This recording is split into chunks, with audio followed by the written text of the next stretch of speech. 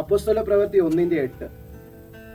ശക്തി ലഭിച്ചിട്ട് നിങ്ങൾ യെരൂശലേമിലും യഹൂദയിലും ശമരിയയിലും ഭൂമിയുടെ അറ്റത്തോളം എന്റെ സാക്ഷികളായി തീരും എന്ന് യേശു കർത്താവ് ശിഷ്യന്മാരോട് പറയുകയാണ്, അപ്പോസ്തലന്മാരോട് പറയുകയാണ്. ആ വാക്യത്തിൽ കൂടെ നിങ്ങളുടെ ശ്രദ്ധയെ ഞാൻ കൊണ്ടുവരുവാൻ ആഗ്രഹിക്കുന്നത്, പരിശുദ്ധാത്മാവ് നമ്മളിൽ കൂടെ ദൈവത്തിന്റെ പദ്ധതികളെ നിവർത്തിക്കും.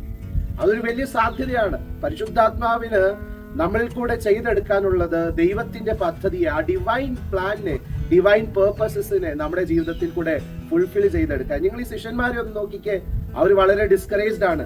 അവർക്ക് യേശുവിനെയും ദൈവരാജ്യത്തെ പറ്റി വളരെ തെറ്റായ ചിന്താഗതികളാണ്.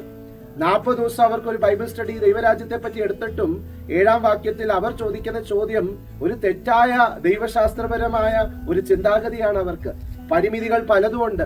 അവർ പേടിച്ചൊരു മാളിക മുറിയിലാണ് ഇരിക്കുന്നത്.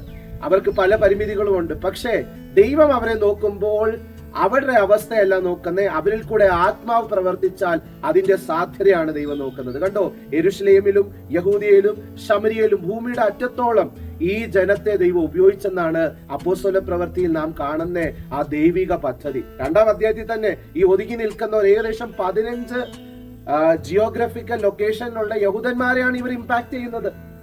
7 തൊട്ട് 10 ലാംഗ്വേജിൽ വരെ അന്യഭാഷയിൽ സംസാരിച്ച് ഇവർ ഇമ്പാക്ട് ചെയ്യുവാണ്. കണ്ടോ, പരിശുദ്ധാത്മാവ് ഇവരിൽ കൂടെ നിവർത്തിച്ചെടുക്കുന്നത് എന്തുവാണ്? ദൈവത്തിന്റെ പദ്ധതിയാണ്. യെരൂശലേമിലും നിവർത്തിച്ചു, ശമരിയയിലും നിവർത്തിച്ചു, ഭൂമിയുടെ അറ്റത്തോളം. എന്തൊക്കെ തടസ്സമുണ്ടെങ്കിലും, എന്തൊക്കെ പ്രതിസന്ധികൾ ഉണ്ടെങ്കിലും, അപ്പോസ്തല പ്രവൃത്തിയിൽ പീഡനങ്ങളുണ്ട്, പൊളിറ്റിക്കൽ എതിർപ്പുകളുണ്ട്, മതപരമായ എതിർപ്പുകളുണ്ട്, അസൂയയുടെ വ്യാപാരങ്ങളുണ്ട്, സഭയിൽ അകത്തുണ്ടായ പ്രശ്നങ്ങളുണ്ട്. 15-ാം അധ്യായത്തിൽ ഒരു കൗൺസിൽ കാണുന്നുണ്ട്. 6-ാം അധ്യായത്തിൽ സഭ ഉണ്ടായ ഒരു ചെറിയ കലഹം കാണുന്നുണ്ട്. പക്ഷെ ഇതിന്റെ മധ്യത്തിൽ ഇവരിൽ കൂടെ പരിശുദ്ധാത്മാവ് വലിയ പ്രവർത്തികൾ ചെയ്തെടുക്കുകയാണ്. പ്രിയ ദൈവമക്കളെ, നമ്മളും സമർപ്പിക്കുവാണെങ്കിലും ഈ കാലഘട്ടത്തിലും പരിശുദ്ധാത്മാവ് നമ്മളിൽ കൂടെ നമ്മുടെ ദേശങ്ങളില്, നമ്മുടെ രാജ്യങ്ങളില്, പട്ടണങ്ങളിൽ, ഗ്രാമങ്ങളിൽ പരിശുദ്ധാത്മാവിന് വലിയത് ചെയ്തെടുക്കാനുണ്ട്. അതിനായി പരിശുദ്ധാത്മാവിന്റെ ആ പ്രവർത്തനത്തിനായി നമുക്ക് നമ്മളെ തന്നെ സമർപ്പിക്കാം. ദൈവം നമ്മളിൽ കൂടെ വലിയവ ചെയ്തെടുക്കട്ടെ എന്ന് പ്രാർത്ഥിക്കുന്നു. ദൈവം നമ്മളെ അനുഗ്രഹിക്കുമാറാകട്ടെ.